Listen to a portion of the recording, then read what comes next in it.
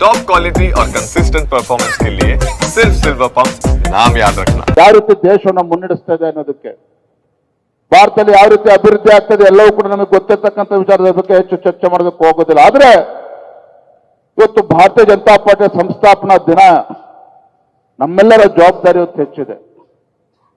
ನಮ್ಮೆಲ್ಲರ ಜವಾಬ್ದಾರಿ ಹೊತ್ತು ಹೆಚ್ಚಿದೆ.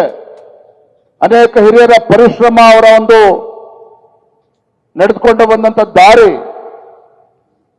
ನಾವು ಮೊನ್ನೆ ನೋಡಿದ್ವಿ. ಹಗಲು ರಾತ್ರಿ ನಾವು ಈ ಭ್ರಷ್ಟ ಕಾಂಗ್ರೆಸ್ ಸರ್ಕಾರ ಬೆಲೆ ಏರಿಕೆ ವಿರುದ್ಧ ನಾವು ಹಗಲು ರಾತ್ರಿ ಧರಣಿಯನ್ನ ಮಾಡಿದ್ವಿ. ನಾನು ನಿರೀಕ್ಷೆ ಮಾಡಿರಲಿಲ್ಲ. ಯಡಿಯೂರಪ್ಪನ 1 ಗಂಟೆ ಬಂದು ಹೋಗ್ತೀನಪ್ಪ ಅಂತ ಹೇಳಿದ್ರು. 1 ಗಂಟೆ ಬಂದು ಹೋಗ್ತೇನೆ ಅಂತ ಹೇಳಿದ್ರು. ಆದ್ರೆ ತಾವೆಲ್ಲರೂ, ನಮ್ಮ ತಾಯಂದ್ರೆ ಎಲ್ಲರೂ ಕೂಡ ಇದ್ರಿ. ಬೆಳಗ್ಗೆ 11 ಗಂಟೆ 10:30 ಬಂದವರು ರಾತ್ರಿ 9 ಗಂಟೆ ಆದ್ರೂ ಕೂಡ ಕುರ್ಚಿಯಿಂದ ಹೇಳಲಿಲ್ಲ ಯಡಿಯೂರಪ್ಪನವರು. ಇದು ಒಬ್ಬ ಹೋರಾಟಗಾರರಿಗಿರ್ತಕ್ಕಂಥ ಒಂದು ಛಲ.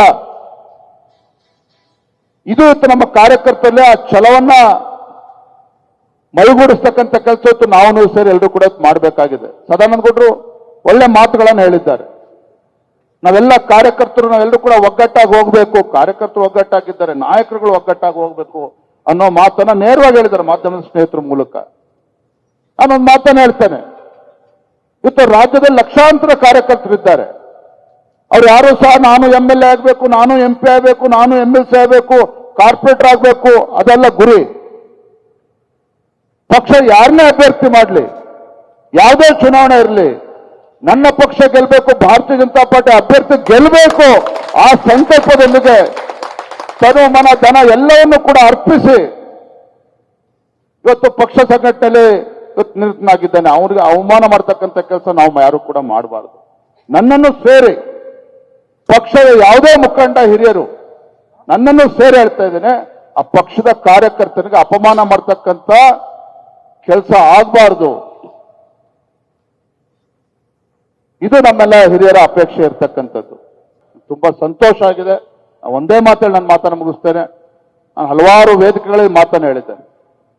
ನನಗೆ ಮಾಜಿ ಮುಖ್ಯಮಂತ್ರಿಗಳು ಯಡಿಯೂರಪ್ಪನವ್ರ ಮಗ ಅಂತಕ್ಕಂಥ ಅಹಂಕಾರ ಇಲ್ಲ, ನನಗೆ ಹೆಮ್ಮೆ ಇದೆ. ಇವತ್ತು ಯಡಿಯೂರಪ್ಪನವ್ರ ಮಗ ಅಂತ ಹೇಳೋದಕ್ಕೆ ಹೆಮ್ಮೆ ಇದೆ ನನಗೆ. ರಾಜ್ಯದ ಅಧ್ಯಕ್ಷ ಅನ್ನೋದಕ್ಕೆ ಅಂತ ಹೇಳೋದಕ್ಕೆ ನಂಗೆ ಹೆಮ್ಮೆ ಇದೆ. ಅದಕ್ಕಿಂತ ಹೆಚ್ಚಾಗಿ ಭಾರತೀಯ ಜನತಾ ಪಾರ್ಟಿಯ ಕಾರ್ಯಕರ್ತ ಅಂತ ಹೇಳೋದಕ್ಕೆ ಇನ್ನೂ ಕೂಡ ದೊಡ್ಡ ಹೆಮ್ಮೆ ಇದೆ. ಕಾರ್ಯಕರ್ತನಾಗಿ ನಾವು ಎಲ್ಲರೂ ಸೇರಿ ಒಗ್ಗಟ್ಟಾಗಿ ಒಂದಾಗಿ ಪಕ್ಷ ಸಂಘಟನೆಯನ್ನ ಮಾಡೋಣ, ಪಕ್ಷವನ್ನ ಬಲಪಡಿಸೋಣ.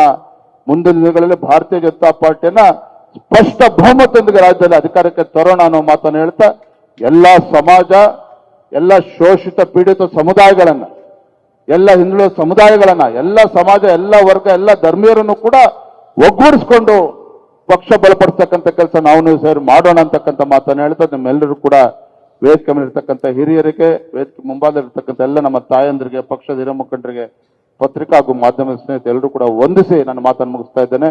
ಬಲೋ ಭಾರತ್ ಮಾತಾ ಕಿ, ಬಲೋ ಭಾರತ್ ಮಾತಾ ಕಿ. ನಮಸ್ಕಾರ.